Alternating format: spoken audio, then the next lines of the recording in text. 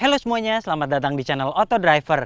Mobil di samping saya ini adalah MG HS. Saya sudah bertemu dengan mobil ini 1 bulan lalu dan juga sudah membuat first impressionnya. Anda bisa lihat klik linknya di atas ini. Dan buat Anda yang ingin tahu seperti apa impresi mengemudikan mobil ini, kemudian apalagi fitur yang ada pada mobil ini, jangan lupa saksikan videonya sampai selesai.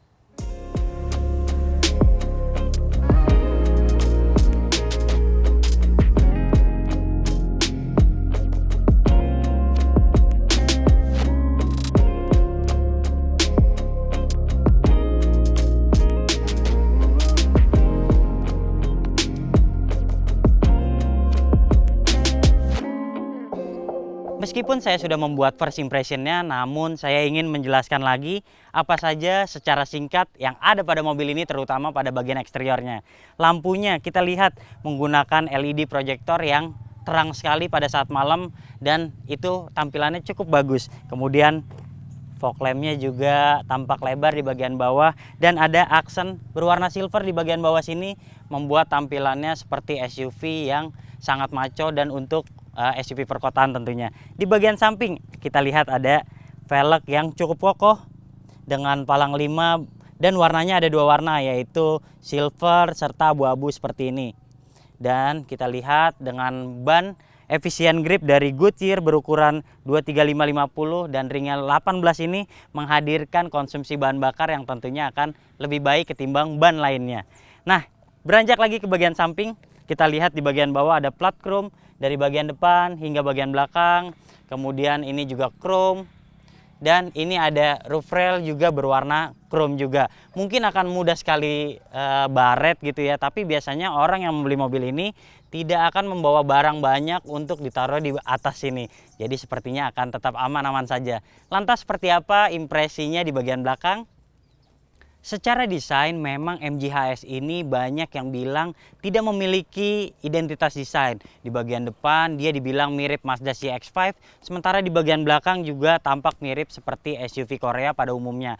Tapi sebenarnya tidak masalah sih, mobil ini juga tampil dengan desain yang cukup simpel, tapi dia punya fitur yang cukup banyak. Seperti bisa kita lihat di bagian belakang ini ada sensor parkir sebanyak 4 buah di belakang sini.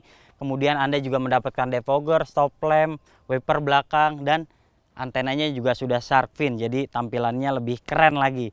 Di sini ada emblem HS, ada logo MG, tapi di sini tidak seperti MG ZS yang bisa dibuka, yang bisa berfungsi untuk membuka bagasi, namun ini hanya emblem saja. Membuka bagasinya bisa dilakukan dengan menekan tombol di bawah sini.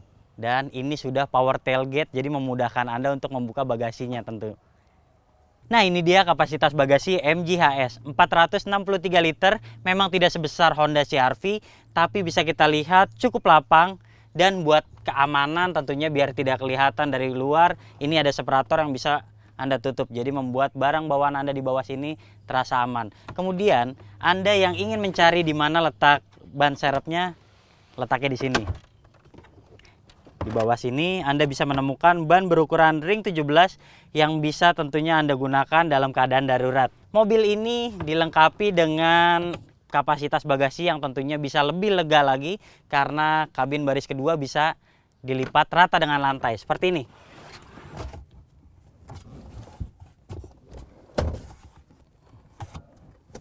Separatornya harus dibuka dulu. Dan bisa Anda lihat lapang sekali. Buat Anda yang ingin membawa barang seperti misalnya sepeda lipat, tentu akan sangat mudah dinaikkan ke dalam MG HS ini. Oke, untuk mesinnya mobil ini dilengkapi dengan 1500 turbo dan mesin yang kapasitasnya sama seperti Honda CR-V ataupun Wuling Almas. Sementara tenaganya yaitu 162 PS yang artinya lebih besar daripada Wuling Almas. Sementara torsinya 250 Nm yang artinya lebih besar dari Honda CR-V. Kemudian dengan mesin ini juga disalurkan dengan transmisi dual clutch yang tentunya lebih responsif ke gerak roda depannya.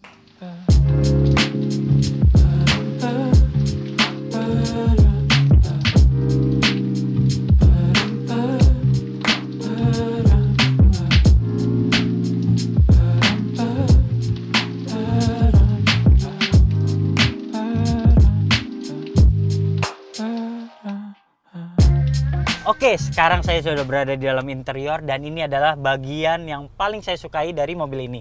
Bisa kita lihat dashboardnya berkualitas sekali, warnanya nih keren banget, merah marun gitu, mencirikan kesan sporty. Kemudian ini bahannya juga lembut di bagian tengah, di bagian atas nih soft touch juga. Dan di door trim juga seperti ini. Bahkan di sini ada jahitan-jahitan original yang membuat tampilannya begitu, wah, benar-benar menarik sekali. Dan saya juga suka banget dengan jok semi bucket pada mobil ini. Bisa kita lihat pengaturannya juga lengkap, bisa diatur maju, mundur, kemudian recliningnya juga ada, lalu ketinggiannya juga bisa diatur. Dan Anda bisa lihat desainnya begitu menarik dan ini aura sportinya benar-benar terpancar dari joknya bahkan. Kemudian berbicara head unit mobil ini benar-benar lengkap sekali. Anda bisa mengatur banyak sekali fitur di mobil ini, seperti contohnya audio, kemudian pengaturan mobil seperti ini. Anda bisa lihat dengan menekan tombol saja, Anda bisa melihat ada driving assistant, comfort convenience, driving maintenance, factory setting juga bisa dilihat dari sini. Kemudian di bawahnya ini adalah shortcut untuk memudahkan Anda ketika Anda contohnya ingin beralih ke pengaturan AC, maka Anda tinggal menekan tombol seperti ini dan dia berubah menjadi pengaturan AC. Sayangnya di sini Anda tidak bisa mengatur atau mengurangi AC-nya. Di bawah temperatur tidak bisa dan ke atas juga tidak bisa. Anda benar-benar mengaturnya dengan sentuhan seperti ini dan temperaturnya juga Anda bisa drag seperti ini, dan itu akan menyulitkan Anda ketika Anda ingin mengatur temperatur ini. Namun ketika Anda sedang mengemudi tentu akan mengalami masalah kesulitan berarti. Tapi head unitnya ini begitu lengkap. Selain yang tadi saya sebutkan, ada juga Android Auto, kemudian Apple CarPlay yang terdapat pada head unit ini. Kemudian Anda juga bisa mengatur ambient light-nya, tidak hanya merah, bahkan bisa warna hijau, kuning. Berlanjut ke setir mobil ini, kita lihat di bagian bawahnya ini flat seperti mobil sport pada umumnya dan enak sekali digenggam. Bahannya juga kulit, nyaman sekali. Dan di sini banyak sekali pengaturan. Anda bisa mengatur audio melewat sini di sebelah kiri. Kemudian Anda juga bisa mengatur voice command di bagian kanan, dan juga ini buat pengaturan MID-nya. Lalu di bagian belakang ada pedal shift, dan mobil ini seperti mobil Eropa, jadi seinnya di sebelah kiri, di tuas kiri ini, dan di sebelah kanan tentunya untuk wiper. Anda juga bisa mengatur, ini adalah cruise control, tentunya buat Anda yang terbiasa menggunakan mobil ini untuk keluar kota tentu akan nyaman dan konsumsi bahan bakarnya akan lebih baik menggunakan cruise control ini. Nah, ini yang paling menarik adalah MID-nya, kombinasi ini menggunakan analog jarum jam seperti ini, kemudian di bagian tengahnya juga digital, dan yang paling menarik adalah RPM-nya ini tidak searah jarum jam, jadi seperti ciri khas mobil Inggris, Aston Martin seperti ini, dan MGHS juga seperti ini. Di MID juga Anda bisa melihat banyak sekali pengaturan seperti tekanan angin ban, kemudian berapa konsumsi bahan bakar yang Anda dapatkan, lalu juga seberapa banyak bahan bakar yang Anda miliki juga bisa Anda lihat di bagian sini. Lalu yang paling menarik adalah terdapat tombol Super Sport. Jadi buat Anda yang ingin berkendara lebih cepat lagi misalnya di jalan bebas hambatan, Anda tidak perlu sulit-sulit untuk menekan mode berkendaranya di sini. Tinggal tekan saja Super Sport untuk mendapatkan mode berkendara yang paling sport atau yang paling kencang untuk mobil ini. Beralih ke konsol tengah, kita bisa lihat di sini aksen chrome dan ini mewah banget. Saya pernah mengemudikan mobil Porsche dan ini tampilannya mengingatkan saya pada mobil tersebut. Di sini ada beberapa tombol seperti bukaan bagasi, kemudian menekan lampu hazard di sini, dan mode berkendara yang ada 4 buah, yaitu Eco, Normal, Sport, dan juga Custom. Semuanya terdapat di bagian sini. Lalu di sini ada idling start stop, dan buat Anda yang membutuhkan konektivitas lebih, Anda juga mendapatkan di sini ada USB port sebanyak 2 buah, kemudian ada soket 12 volt yang terdapat di bagian sini.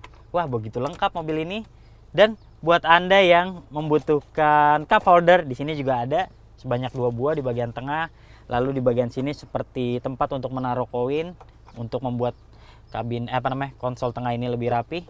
Dan yang menarik lainnya adalah bagian tengahnya ini bisa dibuat armrest maju mundur seperti ini, tergantung selera Anda untuk mengemudi lebih nyaman lagi. Tapi ketika Anda buka, ini ada fungsi lainnya selain laci. dia terdapat cooler, jadi buat Anda yang menaruh minuman dingin tentu akan terjaga ketika Anda mengemudikan mobil ini dalam waktu yang cukup lama. Minuman Anda akan tetap dingin di dalam sini.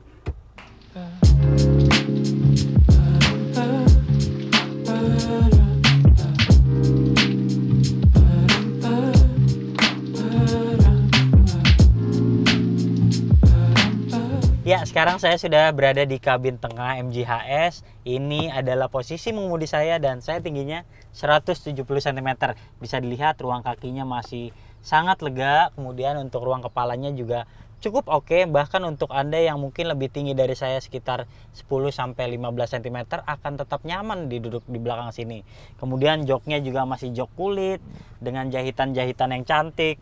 Tampak pada door trim.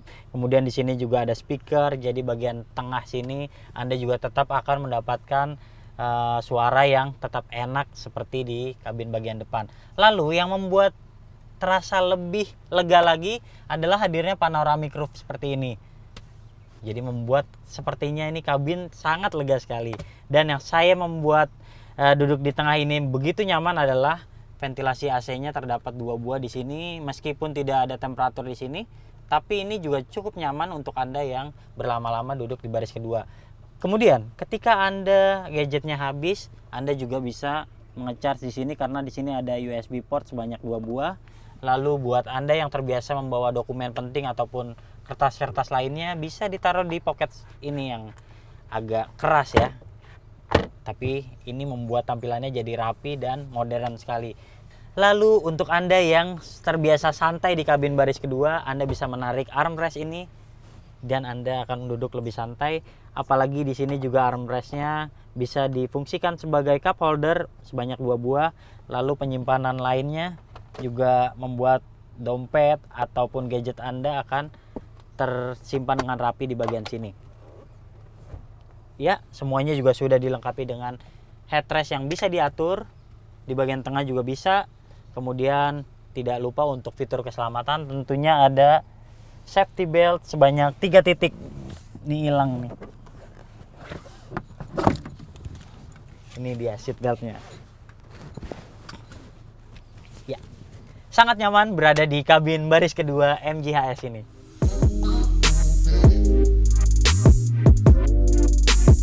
Setelah mengomentari eksterior dan interiornya, kini waktunya kami mencoba bagaimana impresi mengemudikannya. Nah, sekarang kita udah berjalan dengan mobil ini. Kalau ngomongin soal keamanan dan kenyamanan, saya sih suka ya, karena posisi duduknya ini begitu nyaman, bisa diatur, maju mundur, reclining, kemudian ketinggiannya juga membuat saya bisa melihat jauh ke depan dengan baik.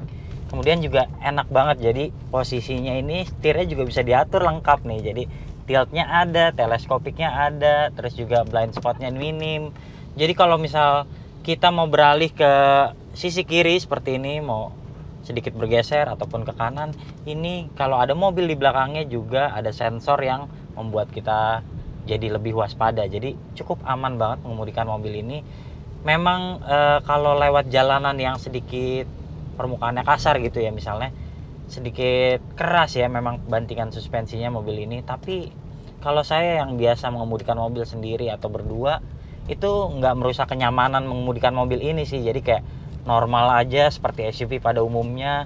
Karakternya justru kayak Mazda CX-5 ya, rasanya seperti itu. Dan ini udah pernah saya coba di tol dengan kecepatan 120 bahkan, dan minim sekali limbung. Mungkin karena suspensinya dibuat agak keras, jadi terasa lebih mantap gitu dikemudikannya. Juga setirnya juga enak banget, nggak terlalu ringan kayak Almas. Ini juga ada bobotnya lebih oke. Kemudian kalau mau melakukan akselerasi misalnya juga bisa menggunakan pedal shift di depan sini. Ini enak banget, tapi sayangnya pedal shift ini tidak bisa diaplikasikan jika mode berkendaranya normal. Jadi harus custom ataupun sport, itu baru berasa bisa menggunakan pedal shift. Kemudian saat Anda membutuhkan power ekstra lagi mengemudi, maka bisa tinggal tekan tombol super sport seperti ini dan Anda bisa langsung, wow, langsung kenceng banget deh pokoknya tarikan awalnya. Tapi sayangnya mobil ini tuh memang dilengkapi dengan transmisi dual clutch yang bagus banget, responsif. Sayangnya tuh kalau di jalan perkotaan nih seperti ini dan kondisi sedang macet, terasa sedikit endut-endutan gitu ya, karena mungkin transmisinya sudah langsung berpindah gigi dengan cepat, dan ini sedikit mengganggu sih ya. Cuma kalau kecepatan tinggi, transmisi dual clutch ini memang menawarkan performa yang luar biasa, apalagi saya duduk di kursi yang sport seperti ini, jadi semakin menantang mengemudikan mobil ini. Oke, berbicara performa mesin dari mobil ini, saya sudah mencobanya dan saya senang sekali dengan mesin turbonya, begitu kencang sekali pada putaran awal, bahkan sudah terasa. Dan mobil ini memiliki torsi yang lebih besar ketimbang Honda CR-V bahkan. Jadi Anda begitu terasa sekali akselerasi ketika menginjak pedal dengan kencang pada mobil ini. Oke, untuk akselerasinya dari 0 sampai 100 saya berhasil mencatatkan 9,7 detik saja. Bahkan pencapaian ini jauh lebih baik ketimbang Wuling Almas yang Auto Driver sudah coba. Wuling Almas hanya mencatatkan 10,8 detik saja. Lalu kami juga sudah mencoba performa dari konsumsi bahan bakarnya juga di dalam kota dengan kecepatan rata-rata 22 km per jam. Hasilnya mobil ini mencatatkan 10,4 km per liter. Wow. Kemudian untuk luar kota saya berhasil mencatatkan konsumsi bahan bakar mencapai 14,1 km per liter. Tentunya dengan kecepatan rata-rata mencapai 90 km per jam.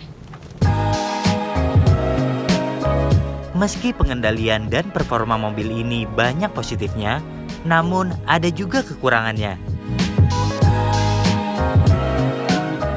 Oke, tadi saya sudah membicarakan beberapa keunggulan dari mobil ini seperti pengemudiannya, kemudian konsumsi bahan bakar, lalu performa mesinnya. Lantas ternyata ada beberapa kekurangan pada mobil ini yang membuat, wah ternyata mobil ini tidak seperfect itu.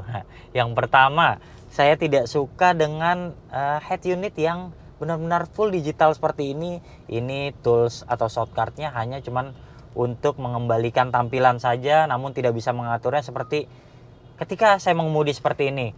Lalu saya ingin menurunkan temperatur AC misalnya. Saya mengalami kesulitan sekali karena tidak ada tombol untuk menurunkan temperatur. Jadi kita harus menekannya langsung gini, dan itu merupakan hal yang sulit sekali, menghilangkan konsentrasi lagi saat mengendara. Kemudian yang kedua, karena adanya panoramic sunroof yang besar sekali ini, bahan di bawahnya ini soft top, dan ini kalau siang hari kita mengemudikan mobil ini terasa panas sekali. Mungkin karena kaca filmnya juga kurang gelap. Jadi ini terasa kita harus menambahkan blower AC ini lebih dingin, kemudian temperaturnya juga harus diturunkan, dan hal itu membuat konsumsi bahan bakar tentunya akan jadi lebih buruk. Oke, kemudian di bagian sebelah kiri ini kursinya tidak bisa diatur untuk ketinggiannya. Bukan masalah besar, tapi itu bisa menjadi catatan untuk membuat mobil ini lebih perfect lagi.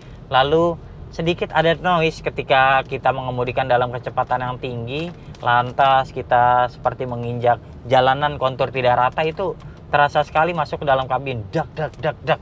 Mungkin kayak suspensinya ini terlalu keras, jadi mungkin ketika menghadang jalanan yang tidak rata benar-benar terasa seperti sedikit mengganggu.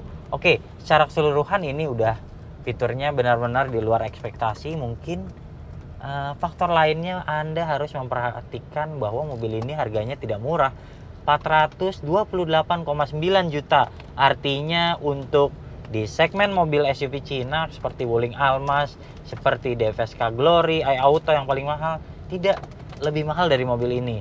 Tapi kalau dibicarakan dengan mobil Jepang seperti Mazda CX-5 atau Honda CR-V, memang ini harganya jauh lebih murah. Jadi Anda tentunya harus meyakinkan diri Anda dulu, apakah ini mobil yang mewah, yang sesuai dengan karakter mengemudi Anda.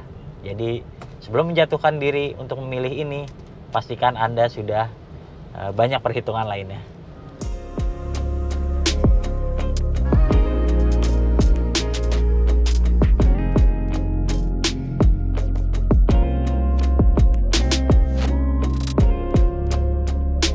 Oke, jadi kesimpulannya MG HS ini menawarkan banyak sekali keunggulan, apalagi buat Anda yang suka mobil yang interiornya sporty. Ini adalah mobil yang tepat.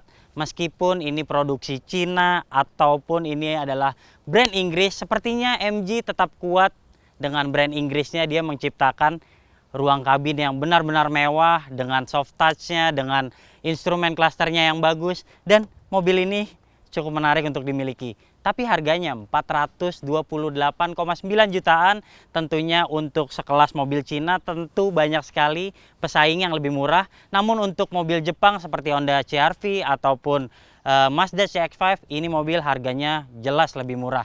Tapi lagi-lagi MG di Indonesia ini adalah produk yang baru dan masih ada sebanyak beberapa dealer yang akan di launching, dan totalnya akan ada 25 dealer sepanjang 2020 ini.